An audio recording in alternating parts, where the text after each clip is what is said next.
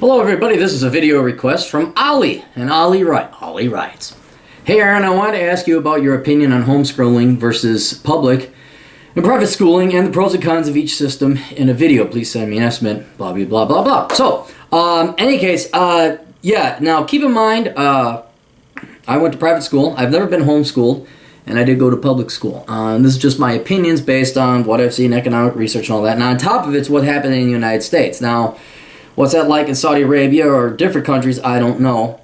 But I could speak here what it is to the United States. Let's start with homeschooling because I think in the ideal situation, you would homeschool your kids until about middle school. And the reasons you would do this is multifold and many. You don't want your children to be indoctrinated. Typically state schools, you don't want them indoctrinated in leftist, socialist, commie, Democrat thought.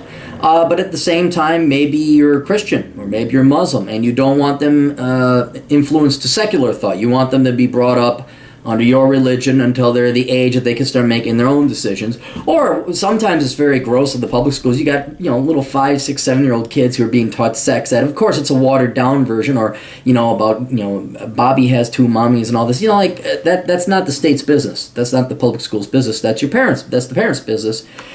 And you should raise your kid how you want. So that's the primary reason that you would have them homeschooled. Additionally, I think if you're homeschooling, it probably means you actually fucking love your kid. Oh my God, you want to spend time with your kid before they're old and they leave and they never come visit you. So that is where you can't afford private school. Private school is very expensive. I mean, heck, you got 2 kids. Just homeschooling them alone is like saving, if you're going to send them to private school, saving an annual salary without the taxes. So people who are looking to send their kids to private school, they got to have a lot of money. And then you would also send them to a private school for the same reasons you would homeschool. You want them to be going to a Christian school. You want them to go to a Catholic school. You want them to go to a Muslim school. You want them to go to a Jewish school. Or you want them to go to a secular school. Whatever it is you want. And the private schools are much better. But if you don't have the money, then homeschooling really is the option. And I think that would create a very good bond between the whatever parent or parents stay at home and the children. Now, the problem with homeschooling is that there is a lack of socialization, and there are ways around that. A lot of these homeschool people, they form groups, and they co-homeschool, so these kids are not just with mom and dad the entire time, they're never let out. They are allowed to mingle and socialize with other children their age. And then also what I would do is don't do this year-round, I got to force my kid to study and become the next Bill Gates.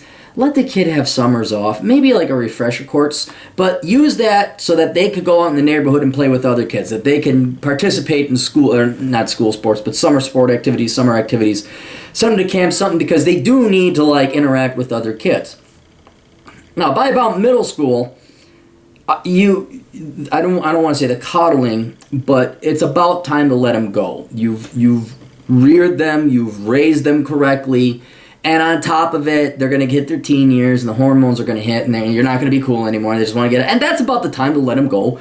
So let them go to middle school. But middle school, dropping them in the middle of middle school, is abuse. Frankly, it's child abuse. You gotta prepare them for middle school.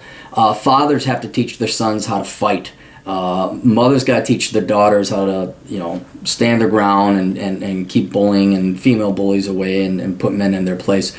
So if you shield them from the harsh realities of life while you're homeschooling them, you're going to dump them into a cage of lions in middle school. But they'll float, they'll survive. There are some things that you could teach them, though, like, hey, don't stand up, look out for this, drugs, whatever else that you may have experienced that what middle school was like. So there's that. And then high school, I know people that have homeschooled their children, and they're very cultish. This is another drawback where it's not just about Christianity or Islam or something. It's like a full-on indoctrination, and it's parents who want to control their children because their parents are fucking psychos. Then those kids grow up dysfunctional because they are so warped and so misled, if not brainwashed, they cannot function in the real world. Now, this is getting back to the cultish thing. I know graduates from the K through 12 homeschooling only thing, and they hate their parents because they couldn't play sports or go to high school or enjoy prom or all these other traditionally American experiences or birthright that children have. So I would definitely send your kid to high school. I mean, once 7th, 6th grade, let them go. Time for them to get roughed up a little bit in middle school. And then high school, that really is something that every human should go through, so you have this commonality and you can play sports and you can take AP classes, because there are a lot of resources that the public schools have that frankly homeschooling does not. Although if you search for it, I'm sure you can get it. So that is homeschooling. Public schools, I'd avoid them at all costs. I mean, there are some good public schools. This is why everyone wants to move to a certain neighborhood to go to the best schools, and that's good. But the public schools are not.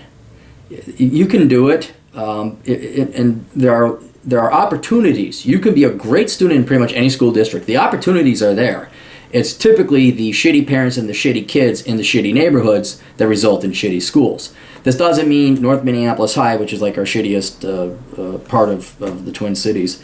That doesn't mean that if you go to North Minneapolis High, or was it Jefferson? I forget which one it is. That they don't have AP classes, that they don't have computer classes. It's whether the student and the parents avail themselves of that. So if you don't have the money, you can't afford a high-end school district, send your kids there, but this is where parenting comes in, where you have to say, you are going to get A's. I don't care what, Bubba Bo Bob is doing, what Jimmy Joe John is doing, or what Amy's doing, what Sue is doing.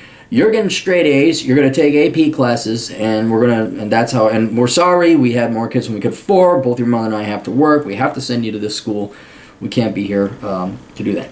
Now, ideally, you would send your kid to private school, but even here is where I would say homeschool a little bit first, maybe through grade school, then send them to a private school, because understand, while private schools are much better than the public schools, both in terms of cost, like I know you have to pay for it, but I'm saying if you look at what our taxes are spent on per pupil in the public schools, that actually is more than the private schools. The private schools are much more efficient and much better than the public schools. You just have to pay extra.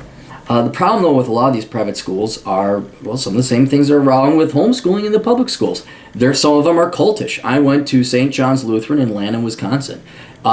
It should be a nuclear testing ground. The teachers in that school were not teachers. It was a goddamn cult. These people ought to be hunted down and murdered like the Jews hunted down Nazis after World War II. These are not good people. And there are parochial schools, typically religious, but not always. You kind of like these charter schools, who they like the charter school for environmentalism, and obviously that's an indoctrination. There was the Peace Academy at St. Paul that had a kid bring a gun to school. So you could, and then what was it? Was it Beck or Breck? I substitute taught one time, and even though it was a private school, this was like the creme de la creme. Like, I went to Breck. Was it Breck? I don't want to just slam on them. Maybe it wasn't St. Thomas Academy. That was out in St. Paul. It was some Minneapolis place. It looked like Hortwogs. What's the one with Harry Potter? It looked like that. And and this had gone completely leftist, socialist, fucking spoiled trust fund baby brats who live in Kenwood, which is like their old money neighborhood of the Twin Cities, and that's where they set their children. It's right by the Walker Art Center. Shitty art, shitty education, all on one block. What the hell was that school? Anyway. So you wanna make sure that if you send them to a private school, it's good, it's highly ranked, and it's not a goddamn cult or a politically motivated thing like the Peace Academy, or you're just gonna say, because look, people who choose to major in education are typically lazier people, and the teachers end up becoming leftists anyways. It doesn't matter if you're a private school or public school. So you want to find an old school private school that teaches reading, writing, and arithmetic, the classics. They don't have some 25-year-old ditz talking about Palestine and how evil Israel is, and we're going to be unbiased in this class.